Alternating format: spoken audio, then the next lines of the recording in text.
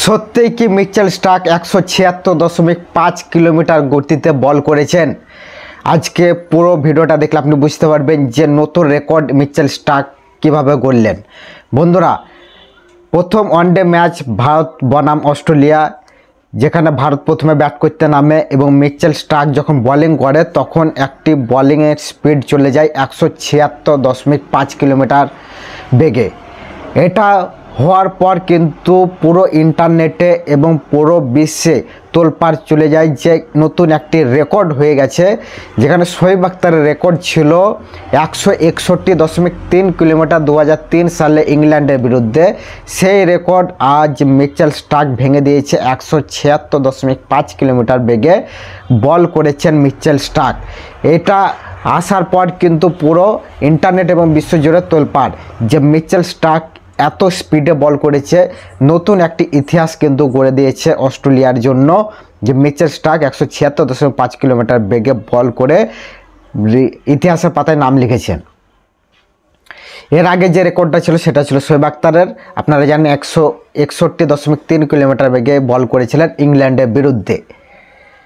যখনই এই নিউজটা আসে, এই নিউজটা কিন্তু তোলপাড় হওয়ার পর আসলে কি এটা সত্যি না মিথ্যা সেটা আমি আপনাদের সামনে বলবো। আসলে এটি সম্পূর্ণ ভুল। মিচেল স্টার্ক 176.5 কিলোমিটার বেগে বল করেনি। সেই বলের স্পিড ছিল 140.8 কিলোমিটার। সেটা গ্রাফিক্সের ভুলের কারণে টিভি সম্প্রচারে 176.5 কিলোমিটার লেখা দেখা যায়। এটা যখন লেখা দেখা যায়, যখন নজরে পড়ে, তখনই কিন্তু তোলপাড় চলে যায় গোটা বিশ্বজুড়ে। কিন্তু এটা সম্পূর্ণ ভুল। বোলিংয়ের স্পিড ছিল 140.8 কিলোমিটার।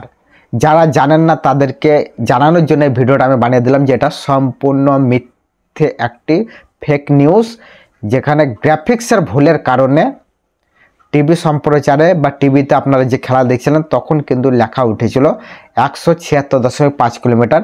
এটা কিন্তু সত্যি, কিন্তু বোলিংয়ের স্পিড ছিল 140.8 কিলোমিটার।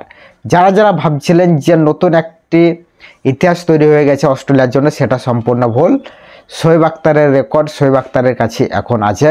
161.3 কিলোমিটার বেগে বল করেছিলেন 2003 সালে ইংল্যান্ডের বিরুদ্ধে শোয়েব আখতার। এখনও অবধি 2 দশক ধরে এই রেকর্ড কিন্তু চলমান।